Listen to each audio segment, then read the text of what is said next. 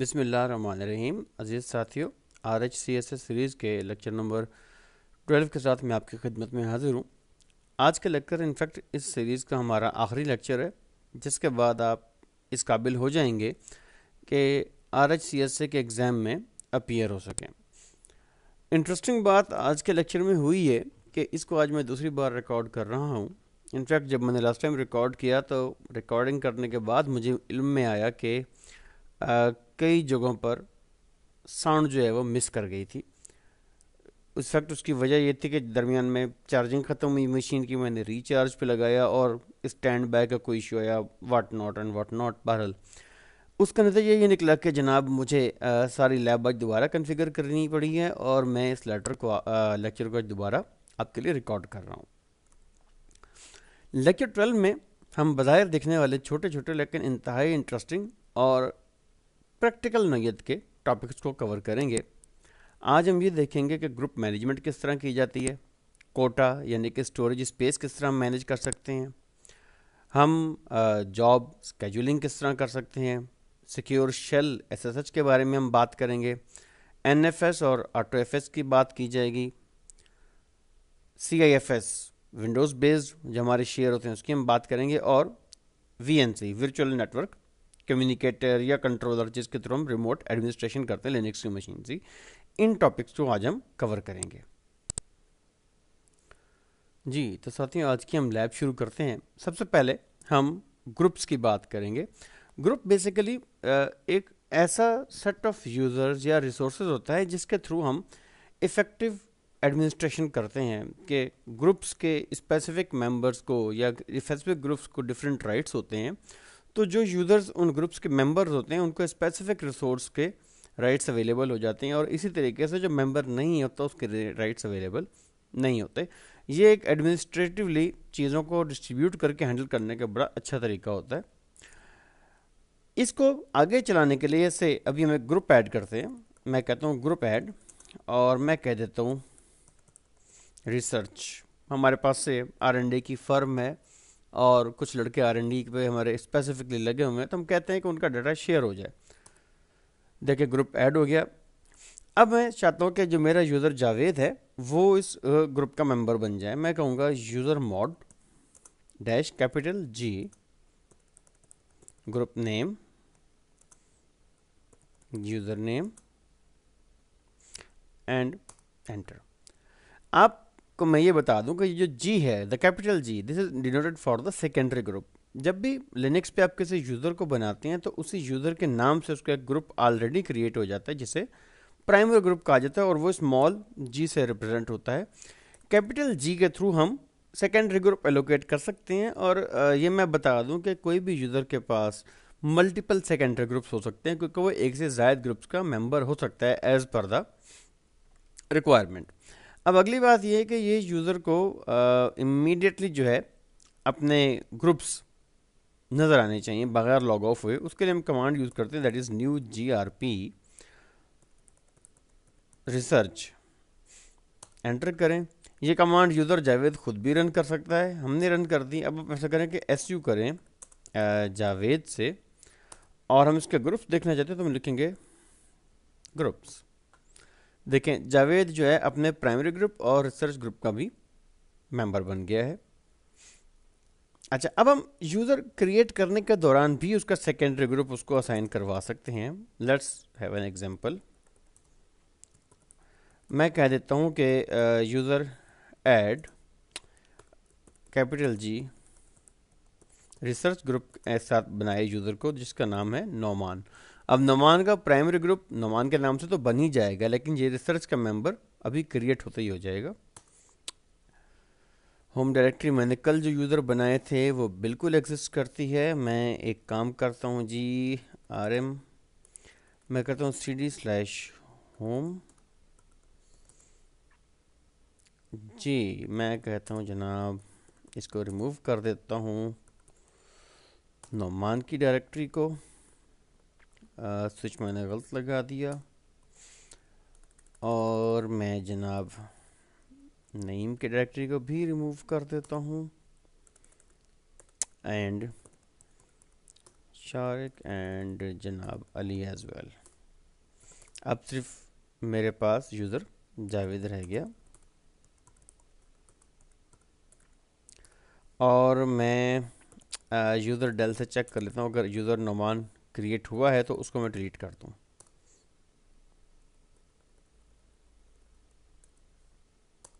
जी, अब हम क्रिएट करते हैं दोबारा यूज़र नोमान, और उसका सेकेंडरी ग्रुप रिसर्च हो, एंटर करें। जी, मेल बॉक्स की फ़ाइल इसकी अभी भी एग्जिस्ट करती है, मुझे इसको मेल बॉक्स से भी हटाना होगा। जी, अब हम एसयू करते हैं नोमान से, मैं कहता हूँ ग्रुप्स, और ये देखें कि वो रिसर्च ग्रुप का भी इस वक्त मेंबर है।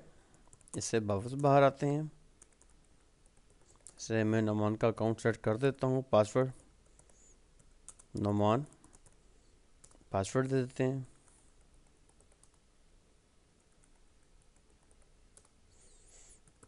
बाद में हो सकता है हमें यूज़ करना पड़ जाए तो हम इसको अभी यूज़ कर लेते हैं।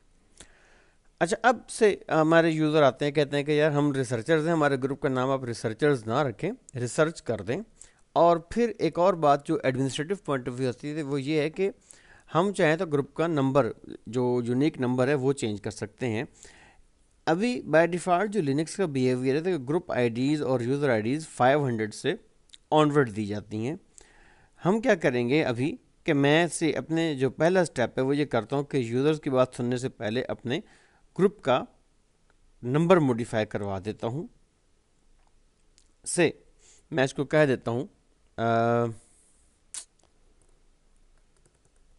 ग्रुप मॉड डैश जी 1000 और रिसर्च।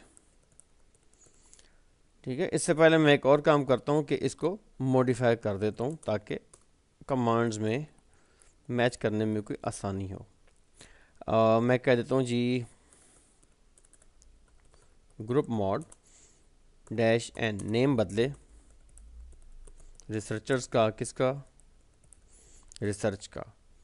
तो अब ये होगा कि जो ग्रुप है यूज़र्स का वो चेंज हो जाएगा, ग्रुप का जो नाम है वो रिसर्चर्स बन जाएगा।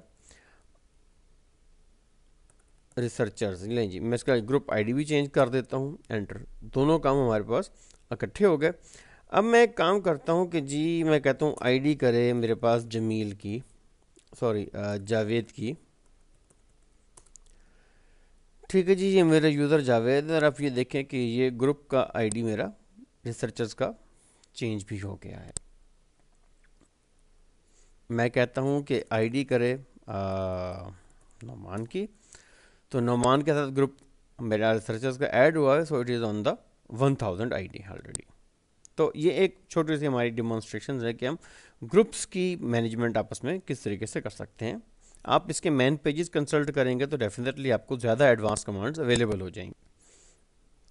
अब हम ग्रुप में ये देखते हैं कि थोड़ा सा हम इसको डिसेंट्रलाइज करते हैं, कैसे, मैं ये नहीं चाहता कि रूट जो है वो हर वक्त बैठा हुआ यूज़र्स ऐड करता रहे ग्रुप में। हम ऐसा करते हैं कि जावेद को एम्पावर करते हैं कि रिसर्चर्स के अंदर वो यूज़र्स को ऐड या रिमूव कर सके।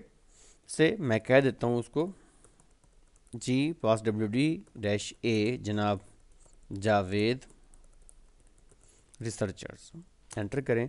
इससे क्या होगा कि जावेद को मैंने अब ये राइट्स दे दिया है कि वो यूज़र्स को ऐड या रिमूव कर सकते हैं स्पेसिफिक ग्रुप में से।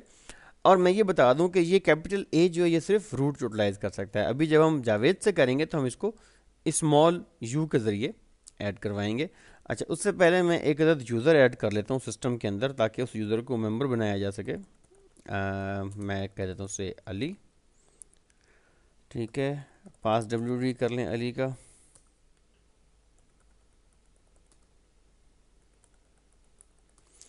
और अब मैं SU कर देता हूँ जावेद से। जी, अब मैंने इससे यूज़र अली को ऐड करवाना है रिसर्चर्स में। मैं कह देता हूँ जी पास WD डैश ए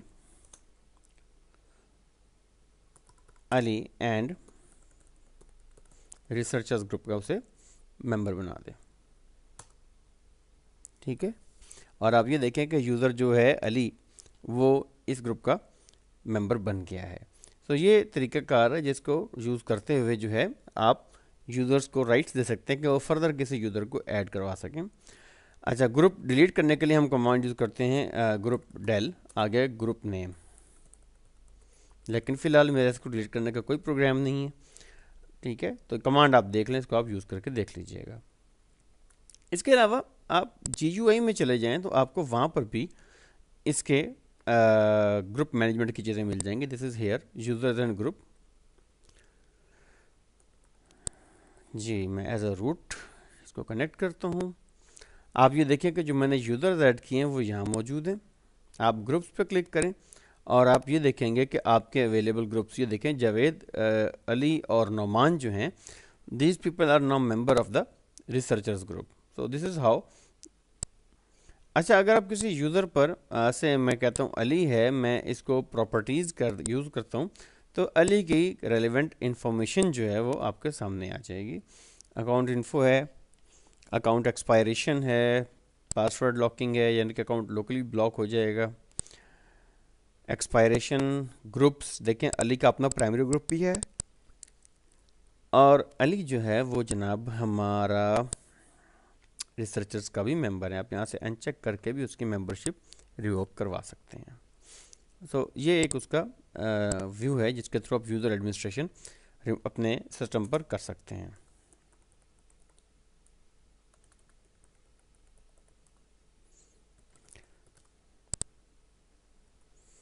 जी, अब हमारा नेक्स्ट टारगेट है कि हमने अपने यूज़र्स को डायरेक्टरीज़ के ऊपर डिफरेंट परमिशन एलोकेट करने हैं और उसको देखना है कि परमिशन इफेक्टिव भी हैं या नहीं। सेम मैं होम में एक रिसर्च के नाम की डायरेक्टरी बना देता हूँ। मैं कहता हूँ mkdir/home/research, एंटर करें। जी, फाइल ऑलरेडी एग्जिस्ट करती हैं, चलिए अच्छी बात है। मैं इसकी ओनरशिप चेंज करता हूँ, nobody colon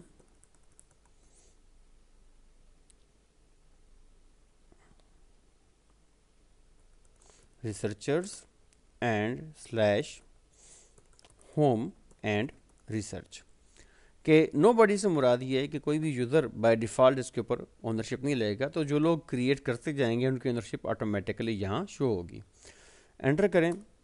जी, रिसर्चर्स का ग्रुप जो है वो इस डायरेक्टरी के ऊपर अब हो गया। मैं एक काम करता हूँ, मैं कहता हूँ ls-ld/home and research।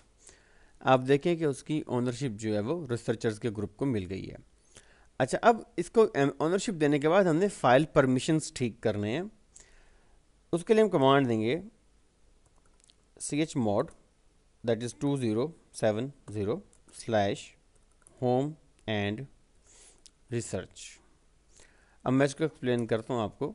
जो 2 है, 2 हम कहते हैं ये सिग बिट है, SGID बिट है, जो इन्फोर्स करता है कि कोई भी जो एक्शन परफॉर्म किया जाएगा वो इस डायरेक्टरी के परमिशन के साथ परफॉर्म किया जाएगा, इस डायरेक्टरी के ओनरशिप के साथ परफॉर्म किया जाएगा, रदर देन के यूज़र की अपनी ग्रुप की सिंगल ओनरशिप जो कि प्रीवियस है। तो लिहाजा इसकी मदद से हमारी ट्रैकिंग भी ठीक हो जाती है। फिर है ज़ीरो। ज़ीरो मीन कि किसी यूज़र को कोई परमिशन नहीं है, नोबडी, जिस तरह मैं बात कर रहा था, यानी कि स्पेसिफिक यूज़र के अलावा परमिशन नहीं आएगा।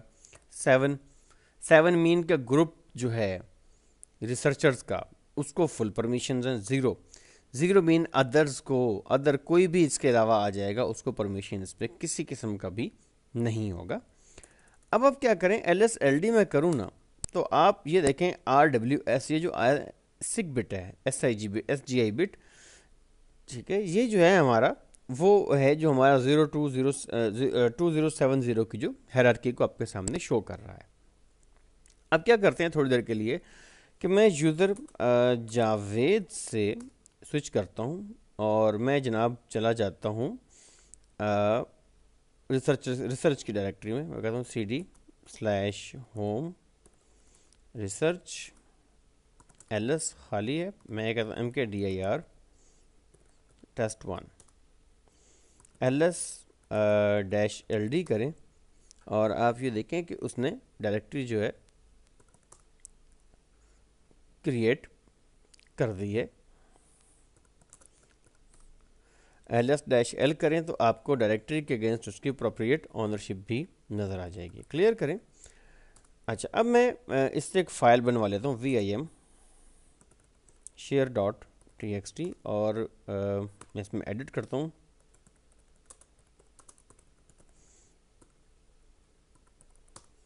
और मैंने इसको सेव कर दिया।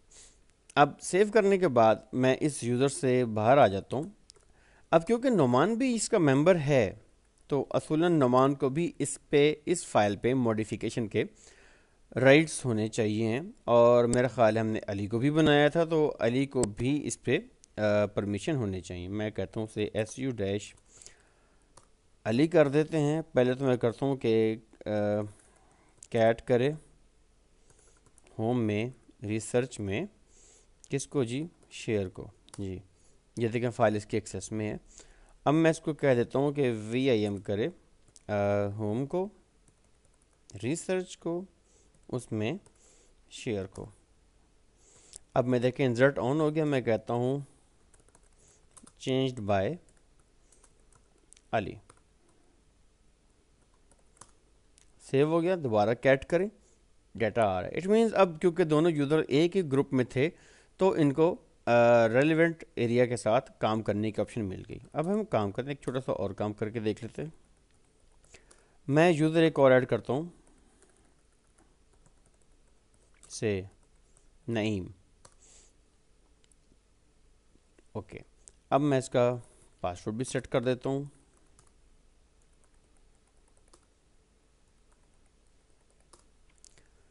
और अब मैं कोशिश करता हूँ कि उस फाइल को एक्सेस करें। मैं करता हूँ cat/its होम, और होम के बाद हमारे पास डायरेक्टरी थी रिसर्च, और वहाँ पे मैं इसको कह देता हूँ कि से share.txt जी। मेरा ख्याल है मेरा पुराना परमिशन अभी काम कर रहा है। Let me check it once again जी। तो मैं यूज़र नईम से लॉगिन हूँ। मैंने लास्ट टाइम कमांड जो है वो बाय मिस्टेक रूट से एग्जीक्यूट कर दी, सो आई थॉट कि शायद मेरी मिस्टेक है, बट इनफैक्ट रूट को क्योंकि सारे प्रिविलेजेस हैं तो पहुंच गया। हम इस तरह करते हैं कि हम मज़ीद चेंज करते हैं cd/home और एंटर करें, एलएस करें। ये नेम से मैं इस वक्त लॉगिन हूँ। मैं कहता हूँ कि cd करे रिसर्च को, मेरे पास परमिशन डिनाइड है। तो आप ये देखें कि क्योंकि नईम इस ग्रुप का मेंबर नहीं है, तो लिहाजा वो उस रिसोर्स को एक्सेस नहीं कर पाएगा जो कि रेलेवेंट यूज़र्स को दी गई है। दोबारा हम रूट से स्विच करते हैं ताकि हम नेक्स्ट काम को स्टार्ट कर सकें जी। तो अब नेक्स्ट जो अब हम काम करने जा रहे हैं that is regarding the quota. Quota या यूज़र कोटा जो है बेसिकली हम इस्तेमाल उस वक्त करते हैं जब हमने डिस्क स्पेस जो है वो बाइंड करना हो या उसकी लिमिट करनी हो हर यूज़र के हिसाब से। एडमिनिस्ट्रेटिवली जब आप एक एंटरप्राइज में काम कर रहे होते हैं तो यूज़र्स को उनकी वर्किंग के लिहाज से स्पेस एलोकेट करवाया जाता है। आज हम ये देखते हैं कि हम इस काम को परफॉर्म कैसे करेंगे। इसके लिए आपको अपनी fstab फाइल मॉडिफाई करनी पड़ेगी। etc fstab, ये मैंने कल भी मॉडिफाई की थी। fstab में आप ये देखें कि मेरे पास एक लॉजिकल वॉल्यूम मैंने बनाया हुआ था जो कि /new डाटा पे माउंटेड है। डिफ़ॉल्ट का देखें सब में है। आपने जब कोटा ऑन करना है तो आपने लिख देना यहाँ पे usr कोटा, यूज़र कोटा, और उसके बाद आपने इसको सेव करना है। सेव करने के बाद आपने इसको रीमाउंट करवाना है। कमांड क्या है, mount-o remount/new डाटा, एंटर करें। तो इसके बाद ये रीमाउंट हो जाएगी। चेक कर लें, आप कहें माउंट करे और ग्रेप करे /new डाटा को।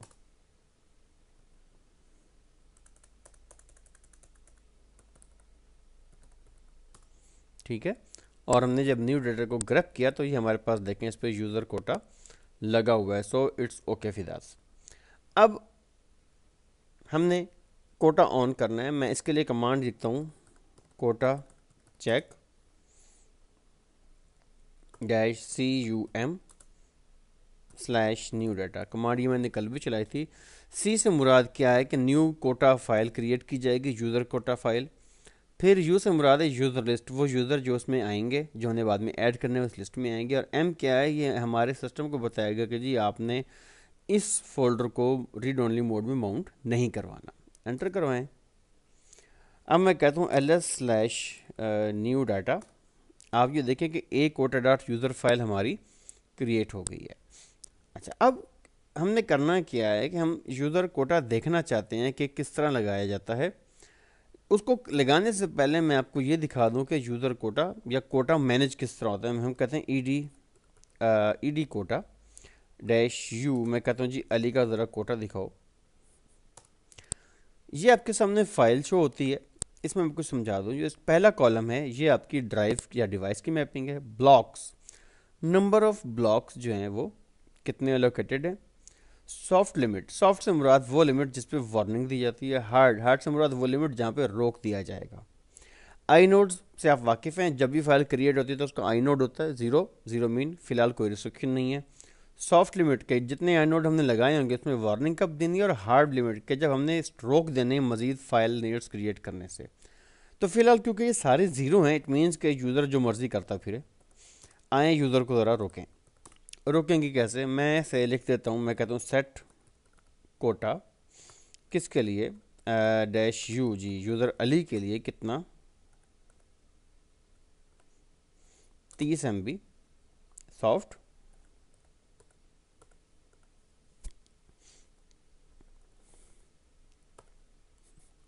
35 MB हार्ड।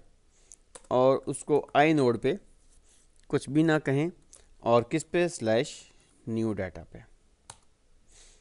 ठीक है जी, ये कमांड हमारी अप्लाई हो गई। आप एक काम करें, कहें रेप कोटा डैश ए जी। इस वक्त जो है कुछ भी कहीं भी कुछ नहीं लगा हुआ। ठीक है जी। अब हमने क्या करना है कि हमने थोड़ा सा आगे चलना है और वो इस तरह कर जाएंगे हम कि हम अली से अब लॉगिन कर जाएंगे। That is SU dash Ali. अब मैंने एक फ़ाइल बनानी है एक सर्टन लिमिट की, ताकि मैं ये देख सकूँ कि यूज़र का जो है कोटा किस तरह जाएगा। इसके लिए हम dev/0 को इस्तेमाल करवाएंगे और डाटा ब्लॉक्स को राइट करेंगे। कैसे करेंगे जी? dd इनपुट जो है /dev/0 से आए जनाब, और कहाँ चली जाए, इक्वल टू टेस्ट फाइल में चली जाए। ब्लॉक साइज़ जो है 1 किलोबाइट का हो और काउंट करे 25,000 तक। एंटर करें जी। मैंने एक कमांड गलत लिख दी, मुझे दोबारा करेक्शन कर देंगे जी जनाब। तो कमांड में छोटा सा मसला ये था कि मैंने काउंट के बाद इक्वल का साइन नहीं लगाया था। तो वो जैसे मैंने काउंट का साइन इक्वल का साइन लगाया तो आप देखें उसने 26 MB जो हैं वो राइट कर दी हैं। अब मैं इसको चेंज करता हूँ। मैं कहता हूँ जी ईडी कोटा, मैं ज़रा चेक कर लूँ कि अली का कोटा है कितना से। अच्छा जी, हम रूट से चले जाते हैं फिर आ जाएंगे। सो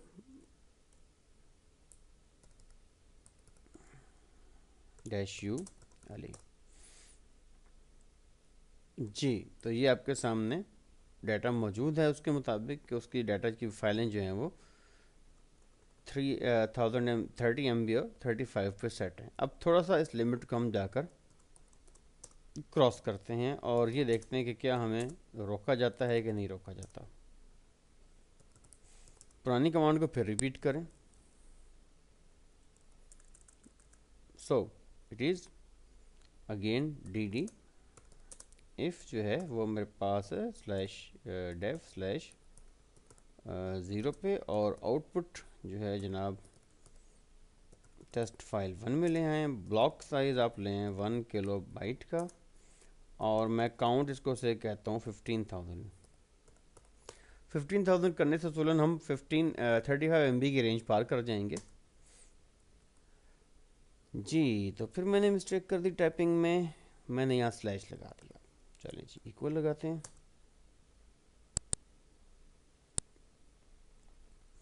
जी। कमांड ज़रा दोबारा देते हैं। न्यू डाटा के फोल्डर में जाकर एंटर करें जी जनाब। अपनी वैसे परमिशन दे दें, मैं इसको परमिशन दे जी। तो कंटिन्यू करते हैं। सबसे पहले जो माउंट पॉइंट है क्योंकि ये होम से अलावा मैंने डायरेक्टरी चूज़ की है तो पहले इसके परमिशन सेट करने ज़रूरी थे। तो मैं आपको दिखा देता हूँ मैंने इसके परमिशंस क्या लगाए हैं।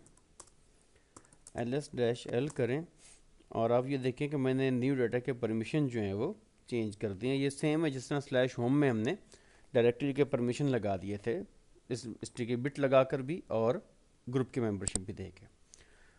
अच्छा, थोड़ी देर पहले डाटा इसलिए क्रिएट हो गया था कि मैं तेज़ी में उसकी होम डायरेक्टरी में क्रिएट कर रहा था। अब हम इसको क्रिएट करते हैं इसके न्यू डाटा के फोल्डर में, जहाँ असल में इसका जो कोटा है वो टेस्ट किया जाएगा। जी, तो अब मैं हूँ एम आई करता हूँ, तो जी अली है और पाथ ले लें। पाथ हमारा न्यू डाटा है। अब मैं इसमें फाइल ऐड करता हूँ, that is if is equal to 25,000 यानी कि 25 MB ऑफ करे टेस्ट फाइल। ब्लॉक साइज बराबर हो हमारा जी 1 किलोबाइट और जनाब काउंट होना चाहिए 25,000।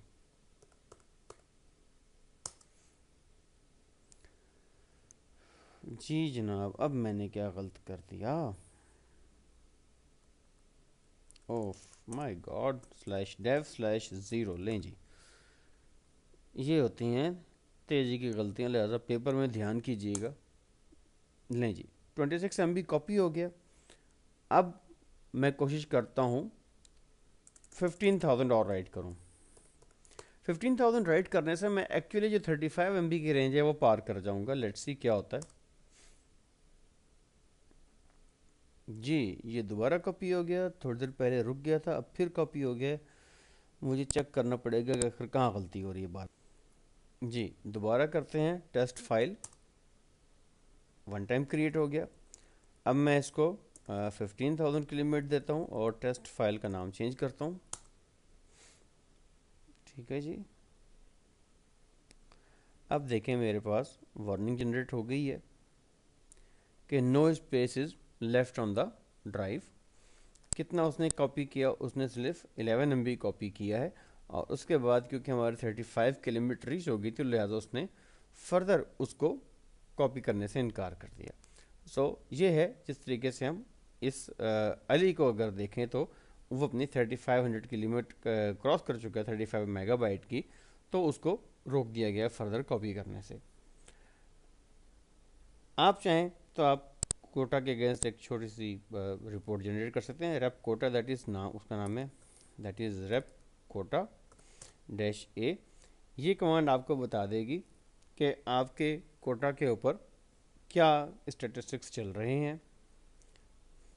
ईडी कोटा आपको पता चल गया पहले ही, ठीक है। और मैं कहता हूँ -u-अली, तो अली के अगेंस्ट आपके पास डाटा मौजूद है। अगर मैं कह देता हूँ अगेंस्ट जावेद, जावेद के अगेंस्ट देखें it is empty. So these are the mechanism जिसके थ्रू आप कोटा यूज़र पे लगा भी सकते हैं और उसको फर्दर चेक भी कर सकते हैं। इसमें एक इंटरेस्टिंग चीज़ ये अब छोटी सी रहेगी, मैंने कहा आपको बताता चलूँ, वो ये कोटा प्रोफाइल को कॉपी कर देना। क्योंकि मैंने अली के लिए 35 MB का कोटा बना दिया, मैं कहता हूँ कि ये सेटिंग जो है वो जावेद के लिए भी आ जाएं। तो मैं एक छोटी सी कमांड दे सकता हूँ, मैं कह देता हूँ कि जी edquota -user profile of Ali to Javed. Enter करें, कुछ भी नहीं हुआ, it means command relevantly execute हो गई। जावेद क्लिक करें, देखें जावेद की सेटिंग्स वही आ गई हैं जो कि अली की सेटिंग थी। तो इस तरीके से आप कोटा को दूसरे यूज़र के लिए यूटिलाइज भी करवा सकते हैं। अब यूज़र कोटा तो आपने देख ही लिया, एक और टर्म है that is the group quota. आपको मैं गो थ्रू करा देता हूँ। कमांड्स मोर और लेस एक जैसी ही हैं, फ़र्क ये है कि जब हम ग्रुप कोटा लगाते हैं तो वो कोटा पूरे ग्रुप को असाइन हो जाता है, चाहे उस ग्रुप में सिर्फ एक यूज़र हो या 100 यूज़र्स हों। अगर से मैंने 50 MB कोटा कह दिया तो उस ग्रुप के जितने भी लोग हैं वो कुल 50 MB स्पेस पर रिस्ट्रिक्ट हो जाएंगे। इसमें भी आपको चेंज FS टैब में ही करनी पड़ेगी। जस्ट मैं आपको बता रहा हूँ, मैं इसको कमांड्स को टाइप नहीं करूँगा। FS टैब में ये देखें, मेरे पास जो न्यू डाटा है USR कोटा है, आप यहाँ पर कह सकते हो उसको that is GRP quota, group quota आपको कहना होगा। अच्छा, उसके बाद हमने लास्ट टाइम -CUM का स्विच यूज़ किया था। अब की बार हम जब कोटा चेक की कमांड चलाएंगे तो मैं उसको कहूँगा -CGM/न्यू डाटा। इसलिए मुरादी कि मैंने अब इस पर ग्रुप कोटा ऑन किया है, ना कि यूज़र कोटा ऑन करवाया है। अब उसके बाद जब मैं सेट कोटा की कमांड करूँगा तो हम सेट कोटा पहले कर रहे थे, यस -U से। अब मैं कहूँगा कि सेट कोटा -G और आगे ग्रुप नेम दे दूंगा। उसके बाद मैं उसकी सॉफ्ट लिमिट, हार्ड लिमिट, आई नोड्स और उसके बाद मैं कह देता हूँ उसकी लोकेशन। तो उसका क्या नतीजा निकलेगा कि जो मेरा यूज़र है उस ग्रुप का, उस फोल्डर के ऊपर इन तमाम ग्रुप मेंबर के कोटा के राइट्स अवेलेबल हो जाएंगे एक सिंगल कोटा के लिए। और आपने अगर इसकी रिपोर्ट निकालनी हो तो आप करेंगे रेप कोटा -GA, तो तमाम ग्रुप के अगेंस्ट भी आपको अवेलेबल हो जाएगी रिपोर्ट। अब इधर हम ए करेंगे तो सिर्फ हमारे यूज़र के अगेंस्ट आएगी। अब रेप कोटा का मेन पेज कंसल्ट करेंगे तो वो भी आपको इस बारे में काफ़ी डिटेल मुहैया कर देगा।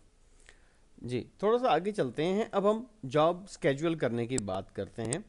जॉब स्केड्यूल करने के दो वे हैं, एक है AT कमांड के थ्रू और एक है हमारा क्रॉन। AT कमांड हमारी जॉब क्यूज़ को, जो रेलेवेंट स्पेसिफिक जॉब्स हैं उनको एग्जीक्यूट करने के काम आता है, जबकि जो क्रॉन है वो रिपीटेडली किसी भी टास्क को परफॉर्म करने की सलाहियत रखता है। पहले AT के लिए हम यूज़ कर लें कि हम चेक करें कि सर्विस भी चल रही है कि नहीं चल रही। मैं कहता हूँ /etc/init.d और साथ में मैं कह देता हूँ कि ATD स्टेटस। ATD की सर्विस चल रही है। चलें हम एक छोटा सा स्क्रिप्ट बना लेते हैं जो कि आसान तरीन काम में ये करता हूँ। फ़िलहाल जम तो मेरे पास इस वक्त ऑनलाइन नहीं है, लेकिन बहरहाल एरर मैसेज ज़रूर जनरेट हो जाएगा उससे। वो ये हम करते हैं कि हम MySQL जो है उसको इंस्टॉल करने के लिए एक छोटा सा स्क्रिप्ट बना लेते हैं। से मैं इसको कह देता हूँ, मैं कहता हूँ कि जी VIM से एक स्क्रिप्ट बना दे, दैट इज़ MySQL-install.sh। एंटर करें, आई प्रेस करें। स्क्रिप्ट के लिए हमारे पास %bin/bash जिसके शुरू में ये डायरेक्टिव होगा, इट मीन हमारा स्क्रिप्ट है। मैं कहता हूँ yum-y इंस्टॉल MySQL। -y का स्विच ये करेगा कि मुझसे पूछे बगैर ही MySQL डिपेंडेंसीज समेत इंस्टॉल कर देगा। सेव कर दिया मैंने इसको जी। एलएस करें, ये फाइल मौजूद है।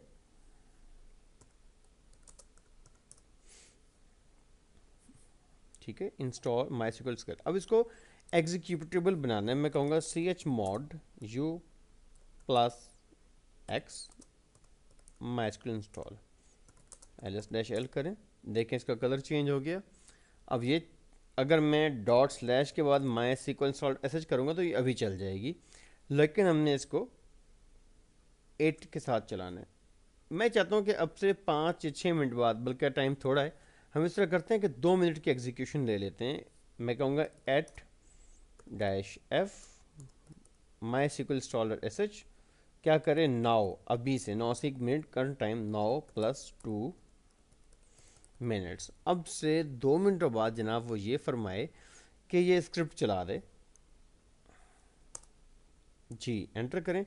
उसने बता दिया कि जॉब जो है वो 6:26 पर चला दी जाएगी। अभी 6:26 में मेरे सिस्टम पे सुबह के। अच्छा, अब हम क्यू देख लेते हैं। मैं कहता हूँ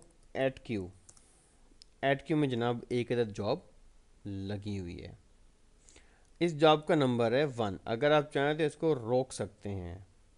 आप कहें @rem1 फायर हुई जॉब, @q चेक करें, जॉब नहीं है। ठीक है जी।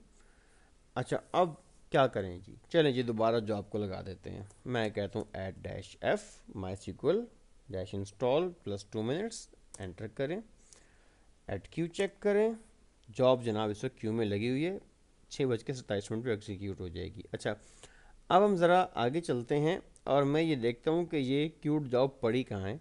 आप एक काम करें, एलएस करें स्लैश वार स्पूल एट, ठीक है।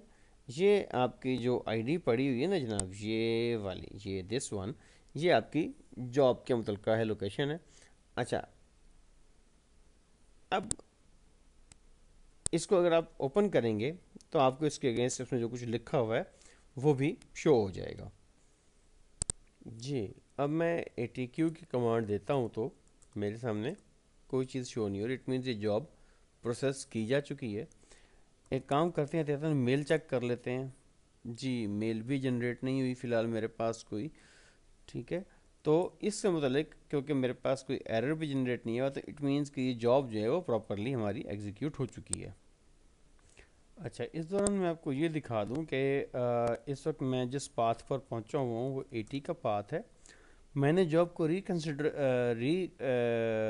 असाइन किया है आपको दिखाने के लिए, और मैं वार्सपूल ऐट में पहुंचा हुआ हूँ। जो हमारी जॉब आईडी थी इसको मैंने कैट करवाया है। ये सारी वो स्क्रिप्ट की आउटपुट है जो ऐड जनरेट कर रही है, और इसमें सबसे नीचे देखें तो ये जनाब हमारा वो स्क्रिप्ट लिखा हुआ है जिसने कि अब से 2 मिनट के बाद एग्जीक्यूट होना है। ATQ करूँगा तो देखें कि ये मेरे पास 6:33 के लिए अब असाइंड है, सो 6:33 पर ये ऑटोमेटिकली जनरेट हो जाएगा। तो ये एक मैकेनिज़्म है जिसके थ्रू आप फर्दर आगे जाकर भी एटी कमांड के थ्रू अपने स्क्रिप्ट को व्यू कर सकते हैं जी। ऐड के बाद अब हम आगे चलते हैं तो हमारा काम है अब क्रॉन के साथ। क्रॉन हमारा एक ऐसा प्रोसेस शेड्यूलर है जो कि repeatedly daily, weekly, monthly, minute, hour की बेस पर, मंथ की बेस पर, डे ऑफ द वीक या एनुअल बेसिस पर कोई भी काम को री एग्जीक्यूट करने की सलाहियत रखता है। पहले आप अपनी क्रॉन का स्टेटस चेक करें जी। क्रॉन की सर्विस चल रही है, और आप ज़रा क्रॉन टैब को देख लें कैसी इसकी आउटपुट है। That is cat slash its slash crontab. समझाने के पॉइंट ऑफ व्यू से उन्होंने बड़ी अच्छी एग्जांपल दी हुई है। देखें, जो पहला कॉलम है ये शो करता है मिनट को कि किस मिनट पर जॉब एग्जीक्यूट होगी। दूसरा कॉलम इंडिकेट करता है आप आवर्स को, 24 आवर फॉर्मेट होता है, मिनट, आवर। उसके बाद डे ऑफ द मंथ, यकम से लेकर 31 तक का कोई भी डे आप स्पेसिफाई कर सकते हैं। फिर आ जाता है मंथ कि किस मंथ में आप 0 से लेकर 1 से लेकर 12 मंथ, या मंथ का पहला लेटर दे सकते हैं, आपकी मर्जी।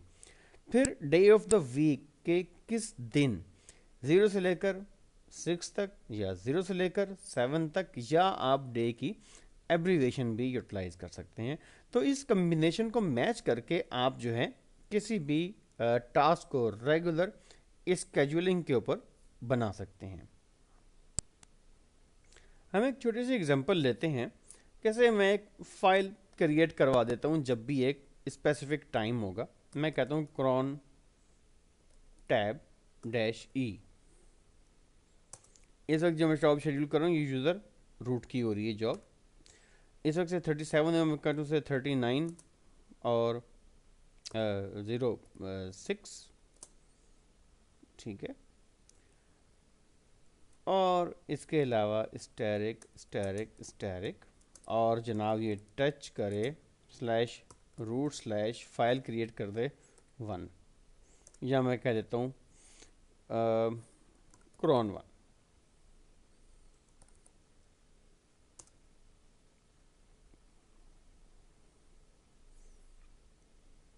ठीक है जी।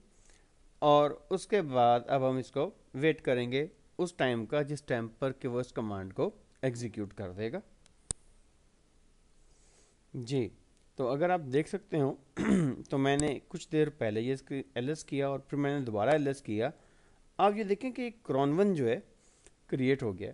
एक दफ़ा दोबारा क्रॉन पे आए, मैंने उसको ये कहा है कि 6:39 पर ये मैंने खाली छोड़ दिया। इस मीन्स के हर रोज़, हर महीने का दिन और हर साल में ये काम करता रहे। इट मीन्स कि ये काम रोज़ाना इस टाइम पे परफॉर्म होता रहेगा जब तक कि हम इसको कोई और डायरेक्टिव नहीं दे सकते। जैसे आज 26 है, से मैं 27, 24, 23 जो भी कह दूँ, उस डेट के हिसाब से ये अमेंड हो जाएगा। तो लिहाजा अब इस डेट के बाद ये दोबारा एग्जीक्यूट नहीं होगा जब तक कि अगला साल इस दिन नहीं आ जाता। अब क्रॉन की बाकी की जॉब्स आप कहाँ पर देख सकते हैं, पहली बात। दूसरी बात ये क्रॉन पाया कहाँ जाता है। आप बात करें पहले cron cat slash var slash spool and cron. तो क्रॉन के अंदर आप रूट से चले जाएं। अब आपको ये देखें, उसने कमांड जो आपके सामने शो की हुई है, जो कि उसने यूज़र रूट के लिए संभाल कर रखी हुई है, जो हमारी जॉब स्केड्यूल्ड है। अच्छा, अब क्रॉन की अपनी जॉब सिस्टमेटिकली कहाँ डिफाइन है, आप जाएं स्लैश etc में और करें से क्रॉन डॉट, देखें क्रॉन के क्या है, cron dot daily, cron dot hourly, cron dot monthly, cron dot weekly. Cron dot daily में चले जाएं, एलएस करें। ये सारे वो स्क्रिप्ट्स हैं जो कि डेली बेस पर क्रॉन एग्जीक्यूट करता है। आप जिस भी काम को चाहते हैं कि वो डेली एग्जीक्यूट हो जाए, अगर आप उसको लाकर इस फोल्डर के अंदर रख देंगे तो आपका वो टास्क जो है डेली बेसिस पर एग्जीक्यूट होना शुरू हो जाएगा। ये एक छोटी सी एग्जांपल है क्रॉन जॉब को सेट करने की, but it will definitely require कि आप प्रैक्टिस इसकी ज़्यादा से ज़्यादा करें ताकि आप इसको इफेक्टिवली समझ सकें और एग्ज़ाम के टाइम पर जो जॉब स्केड्यूलिंग का कोई क्वेश्चन आता है तो उसको आप प्रॉपरली हैंडल भी कर सकें। जी, हमारा नेक्स्ट टॉपिक है एनएफएस सर्वर कॉन्फ़िगर करना। लेकिन एनएफएस कॉन्फ़िगर करने से पहले मैं आपको जो दूसरी कमांड ज़्यादा इंपॉर्टेंट है मेरे लिए इस वक्त, वो है एसएसएच। एसएसएच जो है stands for secure shell. Secure shell communication या एसएसएच का इस्तेमाल हम करते हैं जब हम रिमोट एडमिनिस्ट्रेशन करना चाहते हैं किसी भी हमारे सर्वर की। एसएसएच से पहले जो हमारे पास मैकेनिज्म यूज़ किया जाता था that was telnet. Telnet command तो बड़ी अच्छी थी, लेकिन इसमें सिक्योरिटी का इशू था क्योंकि इसमें यूज़र नेम, पासवर्ड, इन्फॉर्मेशन सारी प्लेन टेक्स्ट में पास ऑन हो रही थी। So it was very unfortunate कि कोई भी शख्स इन्फॉर्मेशन स्निफ करके आपके फंक्शनैलिटी को डिस्टर्ब कर सकता था।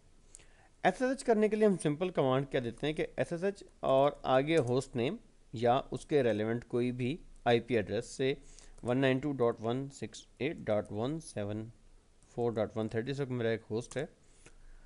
अब ये आपको अथॉरिटी के साथ वहाँ ले जाना चाह रहा है, साथ ही आपको उसके आरएसए का फिंगरप्रिंट भी शो कर रहा है।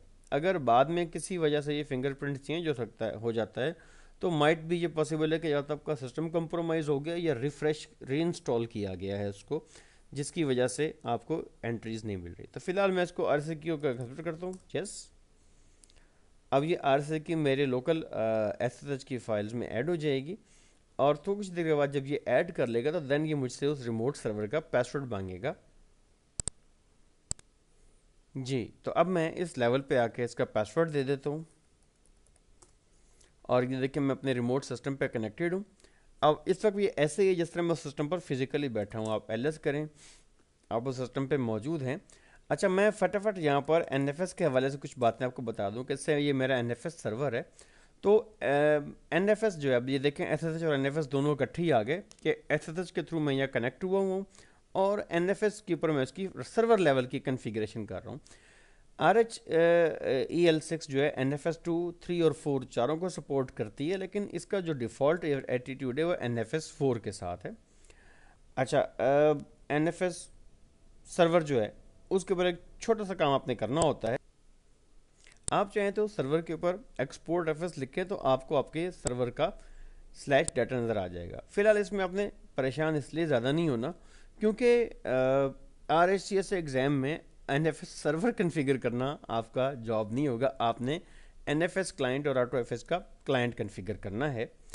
आप ये भी कह सकते हैं कि शो माउंट डैश ई, आपको ये भी नज़र आ जाएगा। ये अब इस वक्त हम लोकल सर्वर पे बैठे हुए देख रहे हैं, अभी हम क्लाइंट से बैठ के देखेंगे कि ये काम कैसे होगा, लेकिन पहले हम एसएसएच को कॉन्फ़िगर करके चेक कर लें। अच्छा, अब एसएसएच में अगला स्टेप ये आता है कि इसकी कॉन्फ़िग फाइल है उसको एक नज़र दौड़ा लें, दैट इज़ vi/its/ssh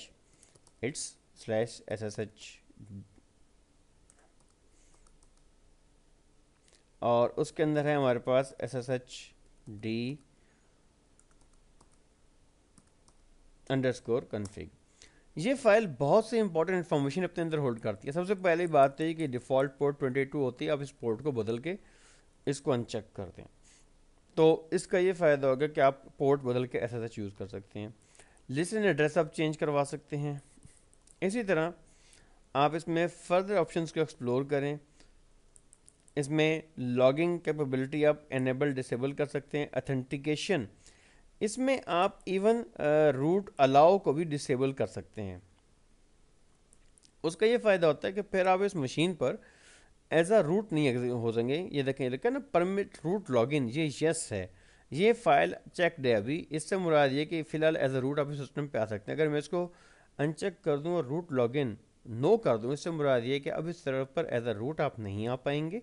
हाँ, एक स्टैंडर्ड यूज़र से आप यहाँ पे लॉगिन होंगे। तो ये एक डबल एक तरह से सिक्योरिटी मैकेनिज्म है कि आप एक सिंपल यूज़र के तौर पर लॉगिन करें और उसके बाद आप SU करके उस मशीन पर एज अ रूट काम करना शुरू कर दें। तो ये एक्सप्लोर करें आप इसको फर्दर बैठकर, तो आपको इसमें कुछ मज़ीद नॉलेज भी गेन होगा। फ्रॉम एग्ज़ाम परस्पेक्टिव इतनी ही बात काफ़ी है जितनी मैंने आपको ऑलरेडी बता दी हुई है। अच्छा, मैं अब यहाँ से एग्ज़िट करता हूँ। हम आते हैं NFS की तरफ ना। अच्छा, NFS के लिए मुझे पता है कि मेरा NFS सर्वर कौन सा है। मैं देखना चाहता हूँ कि उस पर माउंट पॉइंट कौन कौन से हैं। मैं करूँगा show mount -e IP address of the NFS server. ये देखिए उसने मुझे बता दिया है कि इस पर /data एक फोल्डर मौजूद है। स्टार मीन कि ये हर कोई इसको एक्सपोर्ट कर सकता है। दो तरीके हैं, या तो मैं FS टैब में एक एंट्री डाल दूं। FS टैब में मैं एंट्री डालने का आपको तरीकाकार बता देता हूँ। आप लिखेंगे क्या से, मेरा यही मौजूद है एक फ़ोल्डर। मैं एक फ़ोल्डर चलें और बना लेता हूँ। मैं कहता हूँ MKDIR रिमोट NFS और मैं इसको करता हूँ /। अब मैं FS टैब में जाता हूँ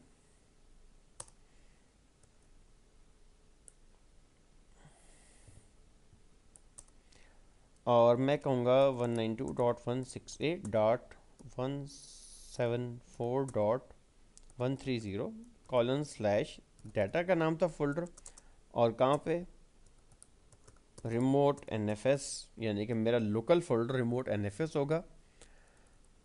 अच्छा जी, फाइल सिस्टम जी नहीं जी, ext4 नहीं, NFS फाइल सिस्टम होगा। और अंडरस्कोर मैं कहता हूँ नेट डिवाइस है 00।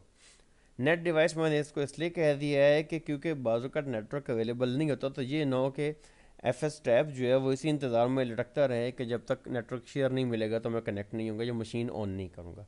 सो नेट डेव करके उसको बता दिया गया कि उसको बाईपास भी कर दे कुछ देर के लिए अगर ये फ़िलहाल कनेक्टिविटी नहीं मिलती ऑन बूट। अच्छा, अब मैं इसको माउंट भी कर सकता हूँ। मैं कह दूंगा mount -t type is NFS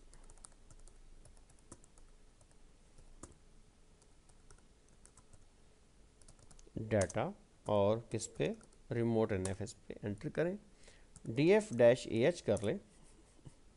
ये देखें रिमोट NFS का फोल्डर आपके सामने माउंट हो गया। सो ये एक मैकेनिज्म है जिसके थ्रू आप रिमोटली NFS जो है उसको अपने नेटवर्क फाइल सिस्टम, नेटवर्क पे जो फाइल सिस्टम आपके सर्वर का अवेलेबल है उसको आप अपने क्लाइंट पर माउंट कर सकते हैं। अच्छा, इस NFS में और उसके बाद एक और अभी हम पढ़ने जा रहे हैं वो है R2FS। इसमें फ़र्क क्या है? फ़र्क ये है कि जब आप NFS से बाउंड करते हो तो आपका share throughout the life of the machine bind ही रहता है। R2FS में फ़ायदा क्या है कि ये रिमोट शेयर को बाइंड तो कर लेता है लेकिन उतनी देर तक बाइंड रखता है जब तक आप उसको इस्तेमाल कर रहे हैं। अगर आप उसको इस्तेमाल करना बंद कर देते हैं तो 5 से 10 मिनट के बाद वो शेयर को अनमाउंट कर देता है। अच्छा, जब आप दोबारा उस फोल्डर में स्विच होंगे तो R2FS उसको खुद ब खुद दोबारा माउंट कर देगा।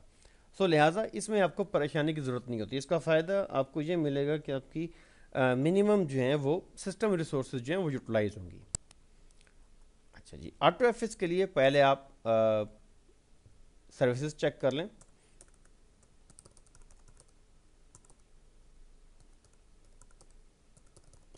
जी, ऑटो एफ एस चल रहा है। अगर नहीं चल रहा तो चेक कन्फिग भी आप इसको करेंगे और आप इसको स्टार्ट भी करेंगे। ये बात काइंडली बार बार मैं बता भी रहा हूँ, आप लोग इसको जहन नशीन कीजिएगा। सर्विसेज के मामले में ज़्यादा मोहतात रहना है। अच्छा, अब इसके नॉर्मल शेयर की सेटिंग मिलती कहाँ है? हम जाएंगे vi/etc ऑटो डॉट मास्टर में। देखिए, ऑटो डॉट मास्टर में एक फ़ोल्डर हमने मैनेज करवाया हुआ है, ये डिफ़ॉल्ट भी होता है, वो है /मिस्क का फ़ोल्डर। और ये कहाँ कन्फिगर हो रहा है? ये एटीसी में ऑटो डॉट मिस्क के अंदर इसकी कन्फिग्रेशन पड़ी हुई है। आए जी ज़रा ऑटो डॉट मिस्क में हम तशरीफ़ ले जाते हैं। मैं कहता हूँ cat auto dot misc. Auto dot misc में देखें, ये कन्फिग्रेशन हमारी पड़ी हुई है, सीडी की कन्फिग्रेशन पड़ी हुई है, बाकी चीज़ें। यहाँ पे मैंने एक एनएफएस का फ़ोल्डर बनाया है। मैंने कहा कि /मिस्क का जो फ़ोल्डर बनेगा ना, उसमें एक एनएफएस का फ़ोल्डर बने।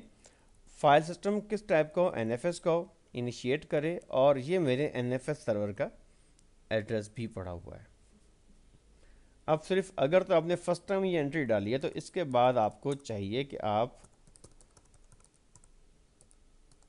ऑटो एफएस को रिस्टार्ट करें ताकि वो इस शेयर को पिक कर सके। अब हम करते हैं cd/misk ls करें, खाली है। मैं कहता हूँ cd/nfs। ओप्स, देखिए खाली होने के बावजूद मैं एनएफएस में आ गया। इससे मुराद ये है कि जैसे मुझे ज़रूरत पड़ी है तो इसको उसने ऑटोमेटिकली माउंट कर लिया। ls करें, देखें अब एनएफएस का फ़ोल्डर मौजूद है। अच्छा, अब मैं अगर इसमें काम करता रहूँगा तो फ़ोल्डर मुझे अवेलेबल रहेगा। जब मैं काम करना बंद कर दूंगा तो ये कुछ देर के बाद खुद ब खुद अनमाउंट हो जाएंगे। देखें इसमें 3 फाइलें भी पड़ी हुई हैं।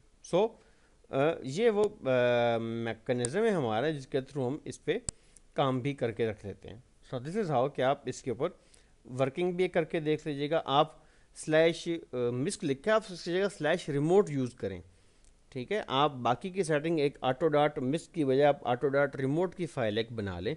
उसके अंदर आप वही एक लाइन डाल दें जो मैंने अभी लिखी हुई थी नीचे। उसको जब आप रिस्टार्ट करेंगे सर्विस को तो आप देखेंगे कि ये चीज़ें ऑटोमेटिकली आपको अवेलेबल होनी शुरू हो जाएंगी। जस्ट दो टाइम आपका लगना है, वो सिर्फ इतना ही लगेगा कि आपको इस पर थोड़ा सा काम करने के लिए अपना प्रैक्टिस करने की ज़रूरत पड़ेगी।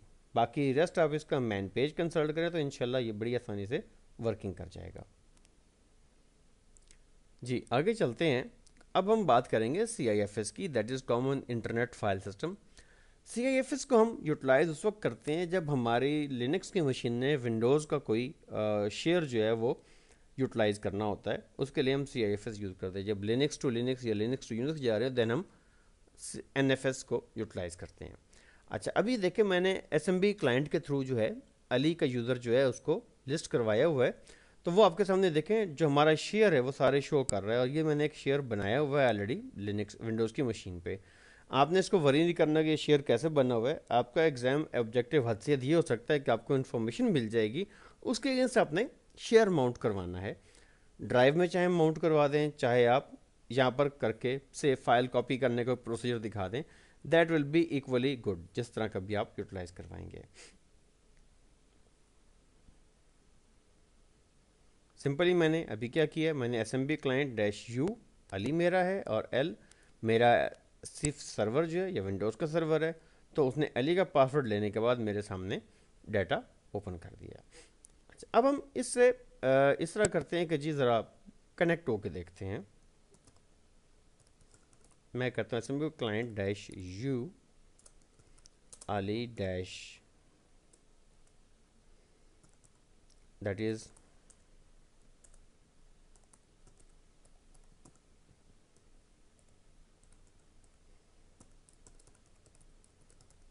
Linux share. ट्राई करें। नाउ वेट कि ये आपसे पासवर्ड अथेंटिकेशन मांगता है या नहीं मांगता, क्या करता है। पासवर्ड दें।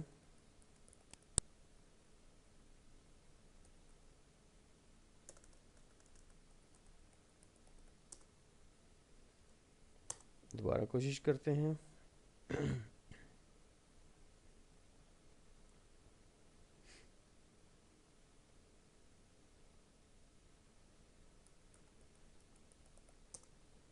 जी, आप ये देखें कि आपके सामने SMB का लिस्ट आ गया। आप LS करें, आपके सामने ये भी आएगा। आप इक्विवेलेंट विंडोज़ की कमांड भी चला सकते हैं।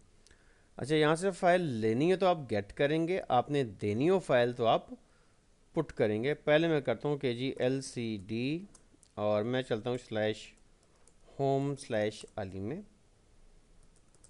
ठीक है जी। अब मैं क्या करता हूँ कि मैं यहाँ से एक शीट गेट करता हूँ। मैं कहता हूँ कि गेट करे दैट इज़ sheet1.xls, एंटर करें जी। देखें जी, शीट आपकी यूज़र की होम डायरेक्टरी में आ गई। अच्छा, इसी तरह अगर आप करेंगे ना पुट, मैं कहता हूँ पुट करे दैट इज़ linux.txt, एंटर करें तो ये फाइल उधर चली जाएगी दूसरी तरफ। ये मैकेनिज़्म है जब हम काम करेंगे इसके साथ थ्रू कमांड लाइन। अच्छा, क्विट करें इसको।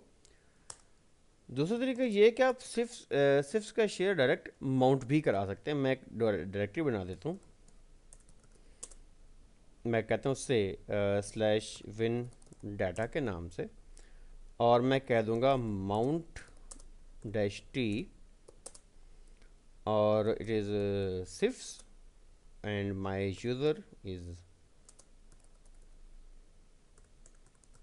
अली, एंड मैं //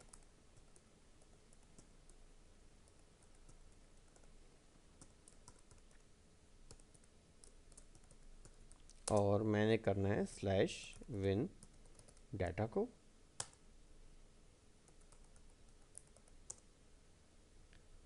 unable to find suitable address, मेरे से लिखने में ज़रूर कोई प्रॉब्लम हुई है। Let's try it again. जी जनाब, तो आखिर काफ़ी कोशिशों के बाद जो है माउंट हो गई। कोशिश क्या थी जी, सिर्फ आईपी की मिस्टेक की हुई थी। मैं लोकली मशीन को माउंट करने की कोशिश कर रहा था। df-ah करें।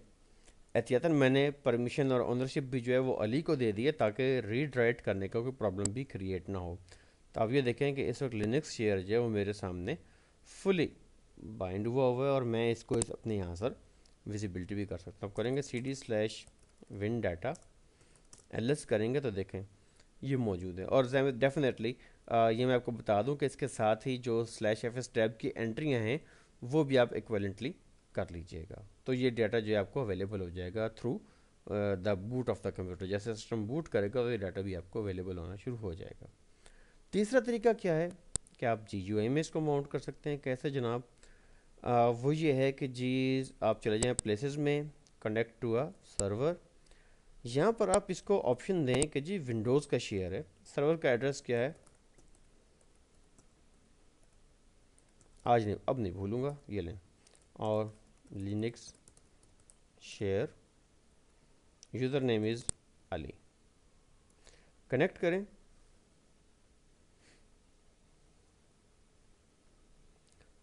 कुछ देर वेट करें ताकि वो आपसे यूज़र अथेंटिकेशन का डायलॉग बॉक्स ले आए।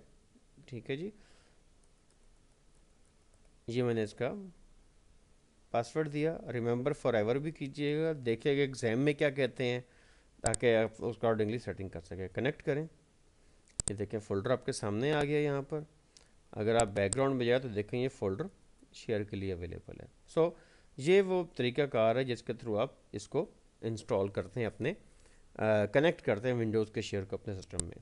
अच्छा, अब मैं कुछ चीज़ें आपको साथ ही बता दूं कि जब आप इसको इंस्टॉल करोगे तो यम के साथ आपने smb/क्लाइंट कन्फिगर करना है। ये ध्यान में रखिएगा।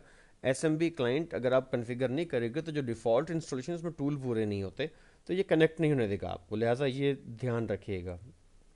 दूसरा ये क्या है कि आप चले जाइएगा /etc/samba में और smb.conf को भी चेक कर लीजिएगा अगर कोई मसला आता है। यहाँ पर जो बदलने वाली सेटिंग्स हो सकती हैं, इन केस हो सकती हैं, आई डोंट नो क्या होगा वहाँ पर, आपने यहाँ पर वर्क ग्रुप को माई ग्रुप की जगह वर्क ग्रुप कर देना है। इंटरफेस लूप बैक और ETH0 अपने अथराइज करने, जिस तरह मैंने ये नीचे लिखे हुए हैं। होस्ट अलाउ 127 और वो आईपी जो आपका आईपी सर्वर का आईपी है जिस पे आप कनेक्ट होने जा रहे हैं वो अपने अलाउ कर देना है। इस केस में जब आप SMB का क्लाइंट कॉन्फ़िगर कर रहे हैं तो आपको यहाँ पर SMB की सर्विस सांभा की चलाने की ज़रूरत नहीं है, ये क्लाइंट की रिक्वायरमेंट नहीं होती। तो अगर आप ये काम बड़े आराम से कर गए तो मेरा ख्याल है कि आपका जो सर्वर है वो बड़े ही इत्मीनान से, सुकून और तसल्ली के साथ इंस्टॉल हो जाएगा। अब टॉपिक जो हमारे पास बाकी रहता है वो है हमारा VNC सर्वर। VNC सर्वर जो है ये हम किस लिए यूटिलाइज करते हैं जी? बेसिकली इसका मकसद ये है कि हम रिमोट GUI बेस्ड एडमिनिस्ट्रेशन करना चाहते हैं अपनी मशीनों की। अच्छा, VNC भी SSH प्रोटोकॉल पे चल रहा होता है तो ये भी एक सिक्योर चैनल है, लेकिन जहन में रखिएगा कि जो रिमोट मशीन्स होती हैं ना, उनका हमेशा इंटरफेस टेक्स्ट बेस्ड लेना ही ज़्यादा सूटेबल होता है, क्योंकि GUI आपके नेटवर्क की बैंडविड्थ खाना शुरू कर देगा। बहरहाल करना क्या है आपने, आप कहेंगे yum -y install tiger VNC server. ये आप एंटर करेंगे तो आपका जो टाइगर VNC सर्वर है वो चल पड़ेगा। अच्छा, जिस यूज़र ने इधर कनेक्ट होना है आप SU करके उस यूज़र से तशरीफ़ ले जाएं प्रोफाइल में उसकी, और उसके बाद इस सर्वर को उस स्क्रीन पर चला दें जो स्क्रीन आपने वहाँ देनी है। VNC सर्वर मैं कहता हूँ :2। ये मैं थोड़ी देर पहले मैंने चलाया था जो ऑलरेडी चल भी रहा है। अच्छा, ये अपने यहाँ सर्वर की मैं बात कर रहा हूँ, सर्वर पे आपने चला दिया। अच्छा, अब हम रूट पे आते हैं और इसके कॉन्फ़िगरेशन फाइल जनाब पड़ी हुई है vim/its sysconfig and it is VNC servers. मैंने अमेंडमेंट ऊपर नहीं की, नीचे कर दी। मैंने कहा कि VNC servers that is 2 for Ali, geometry is 8/6 और RFB पोर्ट 5902। 5900 से ऑनवर्ड आप पोर्टें दे दिया करें, 01, 02, 03, ठीक है। अच्छा, जितने यूज़र आने हो उनकी स्क्रीन को भी 2 से आगे इंक्रीमेंट करते जाइएगा, 2, 3, 4, ताकि एक ही स्क्रीन पर यूज़र कन्फ्लिक्ट ना करते फिरें। जो ऊपर वाली ऑप्शन है देखें, वो कह रहे हैं no listen TCP and local host. अगर हम लोकल होस्ट करेंगे तो फिर ये सिर्फ लोकल होस्ट की कनेक्टिविटी देगा, रिमोट नहीं आने देगा। तो लिहाजा हमने नीचे ये उसको बता दिया है कि RFB पोर्ट 5902। इट मीन्स कि यूज़र कहीं से भी आ सकता है अली, और अली को स्क्रीन नंबर 2 अलॉट की जाएगी इस साइज़ की, और पोर्ट नंबर 5902 उसने दे के आना है। इतना सा आपने काम करना है इस साइड पे, और उसके बाद आपने VNC सर्वर जो साहब हैं उसको रिस्टार्ट भी कर देना है। रिस्टार्ट नहीं फरमाएंगे तो आप कनेक्टिविटी में मसले खड़े करेंगे। ये काम करने के बाद आपने फायरवॉल में पोर्ट भी ओपन करनी है। हस्बे मामूल जहन में रखिएगा कि फायरवॉल पे ज़रूर पोर्ट ओपन कर दीजिएगा जितनी भी अपने कस्टम पोर्टें बनानी है, ताकि आपको मुसीबत पेश ना आए। अदर पोर्ट में मैंने ऑलरेडी अथराइज करवाई हुई है, ये अपने अथराइज करवानी है पोर्ट। अच्छा, पोर्ट अथराइज करने के बाद आप अपने क्लाइंट मशीन पर चले जाएं।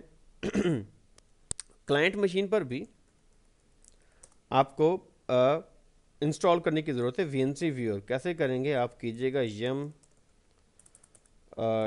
-y install tiger VNC। ये इतना ही काफ़ी रहेगा, तो VNC व्यूअर आपका इंस्टॉल हो जाएगा। VNC व्यूअर को चलाना कैसे, आप कहेंगे VNC व्यूअर, और IP का था जी 192.168.174.130:2।